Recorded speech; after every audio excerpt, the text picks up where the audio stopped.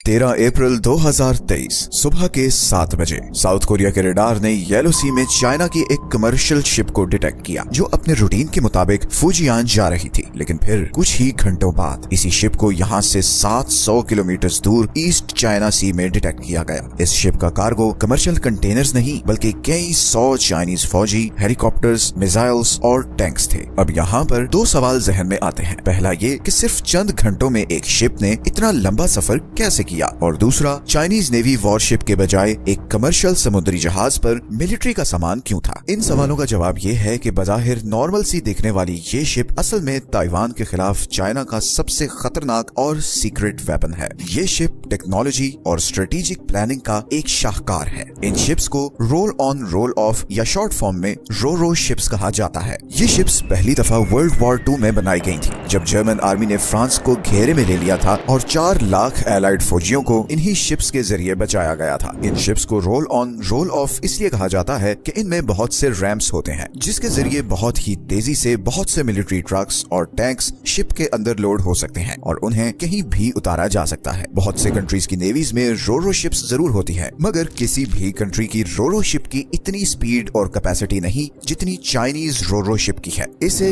Bohai हैंगडा कहते हैं। इस एक चाइनीज शिप में 300 के करीब टैंक्स या ट्रक्स लोड हो सकते हैं और सिर्फ चंद घंटों में किसी भी साहिल या पोर्ट पर इन्हें ऑफलोड किया जा सकता है। तो ताइवान पर अटैक की सूरत में ये शिप बहुत ही इंपॉर्टेंट रोल प्ले कर सकती है। सबसे पहले तो क्योंकि दिखने में ये बिल्कुल कमर्शियल शिप जैसी होती है, तो ताइवान की आर्मी एक कंफ्यूजन में रहेगी कि कहीं वो गलती से चाइना की किसी सिविलियन शिप को ना हिट कर दे। और दूसरा, ये शिप्स ताइवान के किसी भी किनारे पर सिर्फ चंद घंटों में चाइना के कई हजार फौजी, टैंक्स और इवन हेलीकॉप्टर्स उतार सकती है। तो एक तरफ चाइना की नेवी ताइवान को वेस्टर्न बॉर्डर पर एंगेज किए होगी और दूसरी तरफ इन रो शिप्स की मदद से चाइना ताइवान के अंदर घुसकर आसानी से उसका कंट्रोल ले सकेगा। लेकिन क्या ताइवान पर अटैक करना और उस पर कब्जा करना चाइना के लिए इतना ही आसान है? अगर इतना ही आसान है तो अभी तक चाइना ने ऐसा किया क्यों नहीं? किस चीज ने चाइना को रोका हुआ है? इसका जवाब है USS पुलर, अमेरिका की ऐसी शिप जिसे आप एक फ्लोटिंग बेस भी कह सकते हैं। यही वो शिप है जिसकी वजह से अमेरिका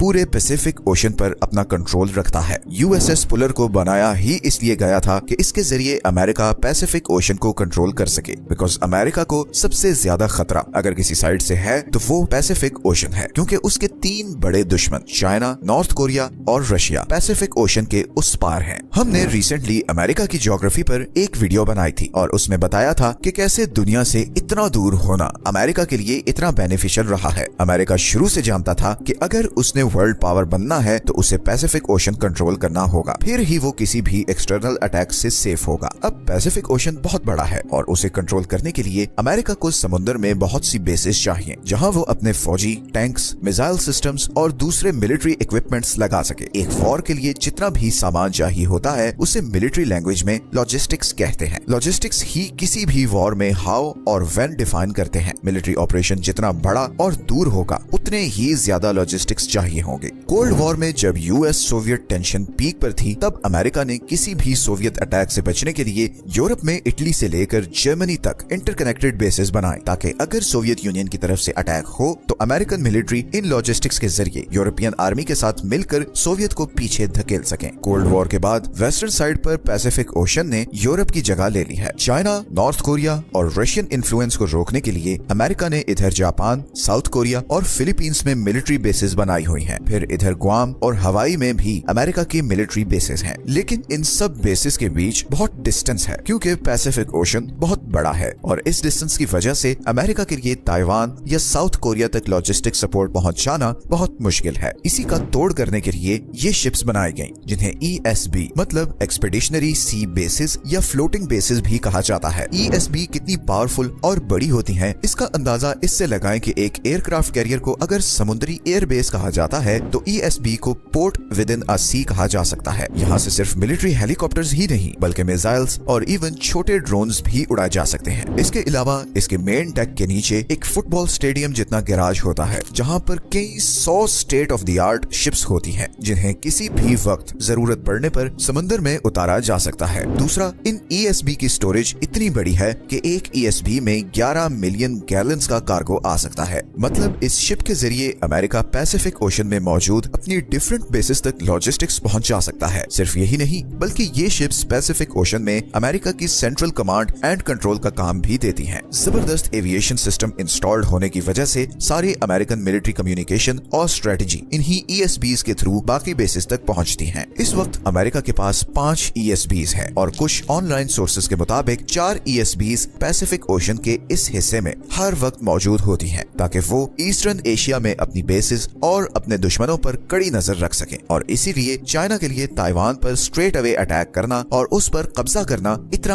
आसान नहीं। लेकिन सिर्फ ये ESBs ही नहीं बल्कि कुछ और बहुत ही इंटरेस्टिंग जियोपॉलिटिकल और जियोग्राफिक फैक्टर्स भी हैं जिनकी वजह से चाइना के लिए ताइवान का कंट्रोल लेना इतना आसान नहीं। दुनिया की सबसे बड़ी आर्मी को एक छोटे से आइलैंड का कंट्रोल लेने से आखिर क्या चीज रोके हुए है? जाहिर है सिर्फ ये 4 ESBs तो दुनिया की सबसे बड़ी और एडवांस्ड आर्मी को नहीं रोक सकती। यकीनन कुछ और ऐसे फैक्टर्स भी हैं जिन्होंने चाइना ताइवान कॉन्फ्लिक्ट को इतना कॉम्प्लेक्स बनाया हुआ है। चाइना ताइवान पर अटैक क्यों नहीं कर रहा, इस पर हमने ये 2 वीडियोस बनाई हैं जिसमें इस सारे इश्यू को जियोग्राफिकली और हिस्टोरिकली एक्सप्लेन किया है। ये 2 वीडियोस चाइना ताइवान कॉन्फ्लिक्ट पर आपकी सारी कंफ्यूजन दूर कर देंगी और आप इस पर भी क्लियर हो जाएंगे कि चाइना ताइवान वॉर कब या कैसे होगी। ये एडवांस्ड मिलिट्री लॉजिस्टिक्स ही तय करेंगे कि दुनिया पर अगला कंट्रोल किसका होगा। लेकिन इन लॉजिस्टिक्स को हासिल करने की ये दौड़ कहीं हमारी दुनिया के अंत की वजह ना बन जाए। ये है वो सारे सोर्सेज जहां से हमने इस वीडियो के लिए कंसल्ट किया है। अगर आपको ये वीडियो अच्छी लगी है तो चैनल को सब्सक्राइब जरूर कर दें ताकि हमें मजीद ऐसी वीडियोस बनाने की मोटिवेशन मिलती रहे। मिलते हैं नेक्स्ट वीडियो में एक और इंटरेस्टिंग टॉपिक के साथ। अपना ख्याल रखिए।